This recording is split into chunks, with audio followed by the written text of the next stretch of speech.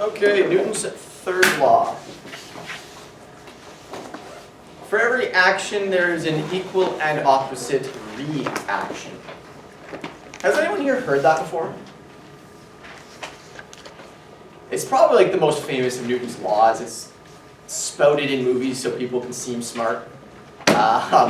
Definitely, probably what most of you have heard before. What does it actually mean, though?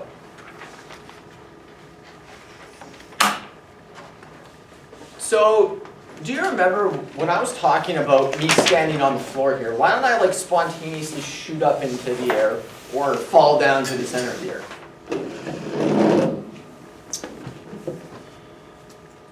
Well, what are the forces acting on my body right now? Yeah, well my weight, my force due to gravity, right? I am pushing against the ground with a force. And what's the ground doing? Pushing back.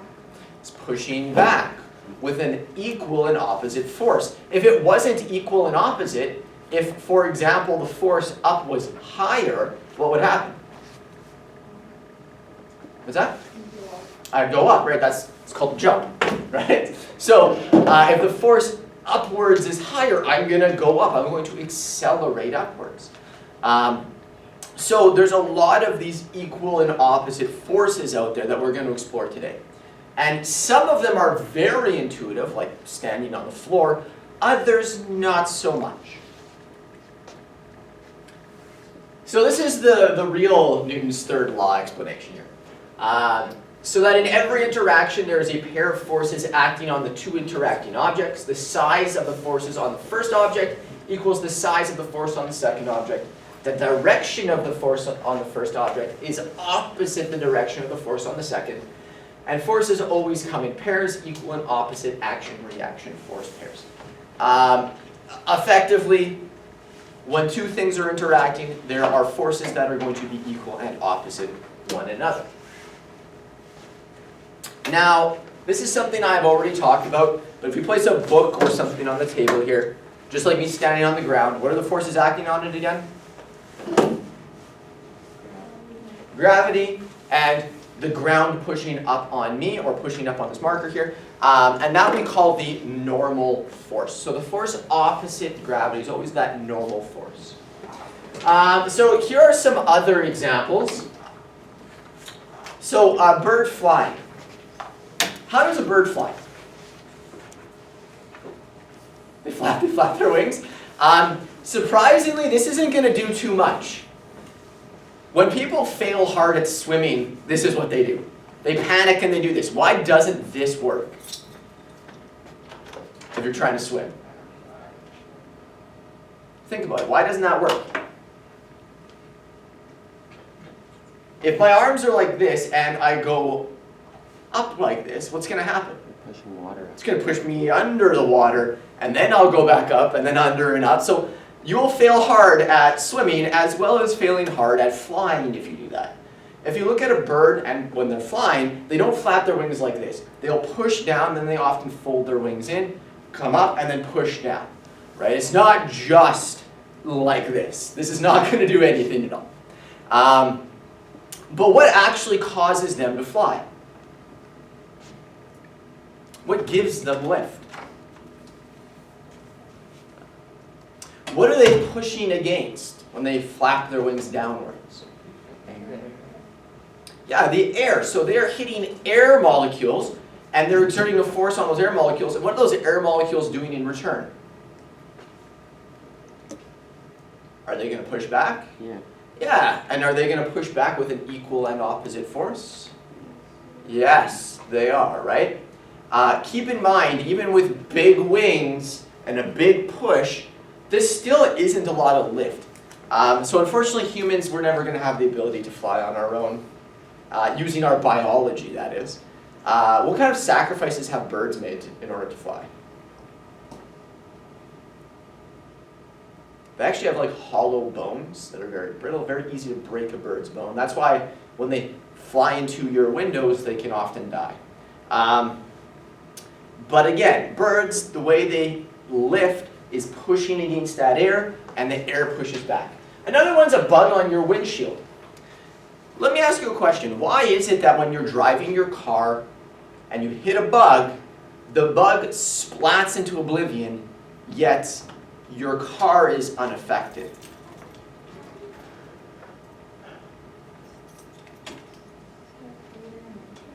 What's that? Oh, that's a good way of explaining it. That's not usually the way that I've heard explained, but yeah, it has greater inertia. Your car does, right? So it has more resistance to changes in velocity, to acceleration. Now, this is where students often get confused. So is the force on the bug the same as the force on the windshield?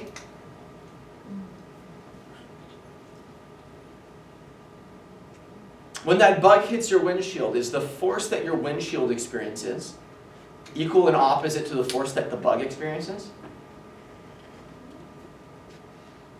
It is. It is. Why is it, thank you, why is it that the bug explodes? What is the primary thing that determines inertia? The mass. Right, the mass. What is the mass of the bug compared to your car? It's really, really tiny, right? So if the forces are the same, what's going to happen to the acceleration of the bug versus the acceleration of your car? Yeah, the acceleration the insect experiences is insanely high, which is why it blows up into oblivion. And you don't even really notice that you hit a bug, right? Because the mass of the car is just so much greater. Does that make sense? Right. So the forces, however, are the same. They're exactly the same. But again, the reason the insect blows up is it has that huge acceleration caused by that force. Okay, let's see if this works. There you go. Another example here is a gun recoiling. A gun recoiling. Now, when you shoot a gun, what's going to happen? Has anyone here shot a gun before? Oh. Well, I don't know. So when you shoot a rifle, does anybody know what happens? You're going to be pushed back. In fact, what are you supposed to do with a rifle if you're holding it and you're going to shoot it? You're supposed to, right?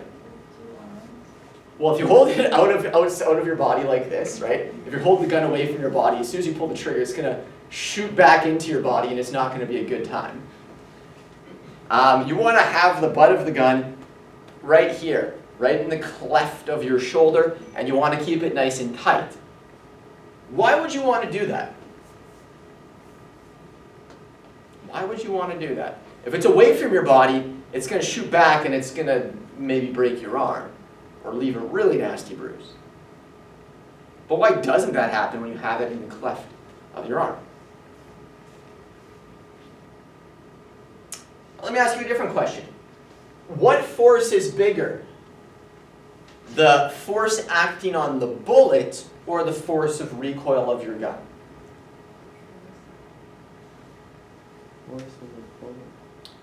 It's intuitive, right? You think, oh, the force on the bullet. It's not the case. What are those forces? Are they going to be equal and opposite to one another? They will be equal and opposite to one another. But why is it that the bullet will kill you, whereas you can handle the gun? Sorry? It's smaller, yeah. What's that important quality? The mass. The mass of the bullet is way less, so what's going to happen to the acceleration of that bullet? It's going to be really high, right? So that's why that bullet leaves the gun traveling extremely quickly, whereas the recoil of the gun isn't going to kill you, right? It's, as long as you handle the gun right, it's not going to kill you.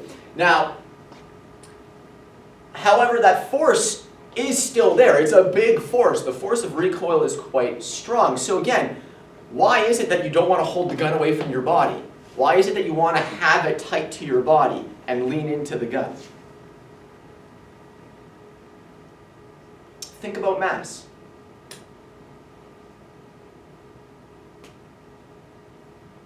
If the gun's away from your body, it's going to accelerate quite quickly into you, and it's, like I said, it's not going to be a good time.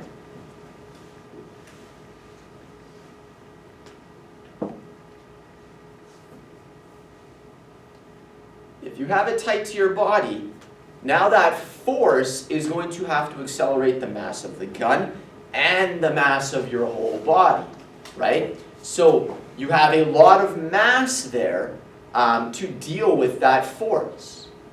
So that's why you want to have that gun nice and tight to your body.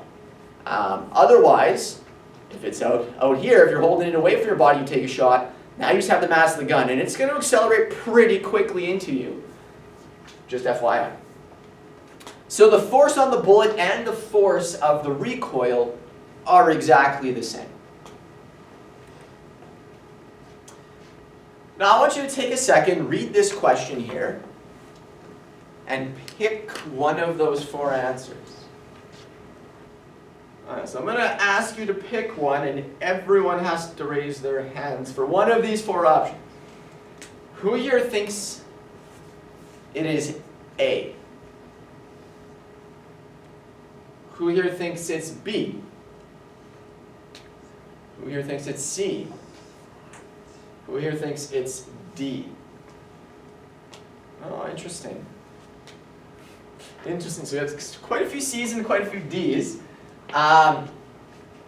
So C, space is void of all air, and so there is no air resistance in space. And D, nonsense, rockets do accelerate in space and have been able to do so for a long time.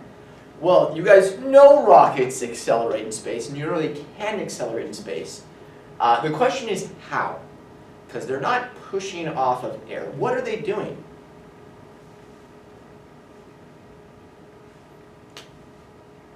What are they doing?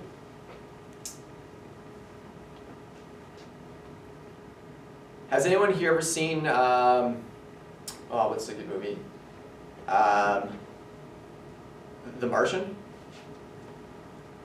You have, Logan? How does he propel himself when he's in outer space and he's trying to get back to his ship? By the way, that would never work in a million years. It's a single force vector. You'd fly all over the place. But how did he do it? With air? Yeah, with air. He was flying with air. You would actually be able to fly with air. In fact, when they're making fine adjustments in space, often there'll be little tufts of gas they shoot out. How does that cause them to move in space?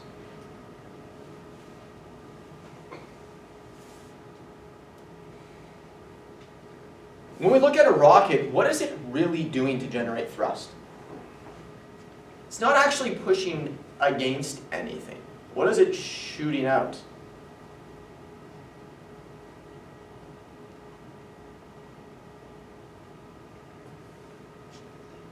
Air. Not just air. Would you want to stand underneath a rocket when it's taking off?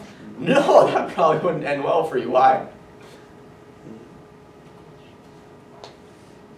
What's that? There's like Yeah, a lot of heat. It's shooting out gas molecules that are really hot and traveling extremely quickly.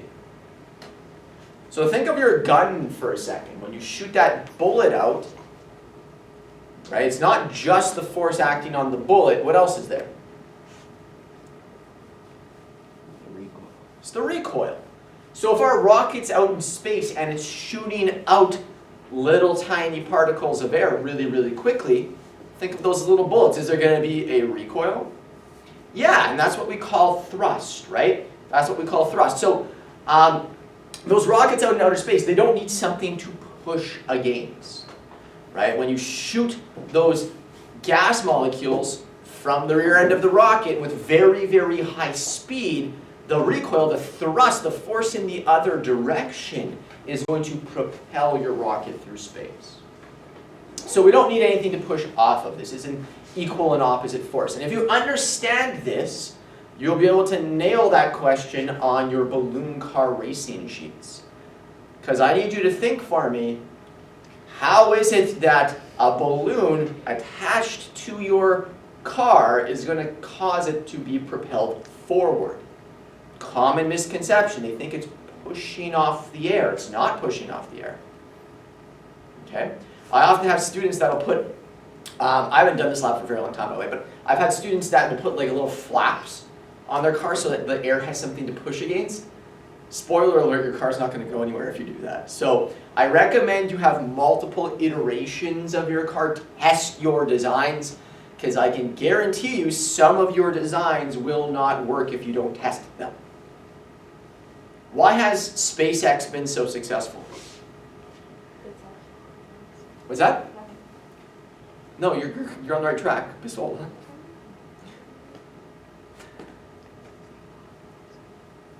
Why have they been so successful? They test all their models.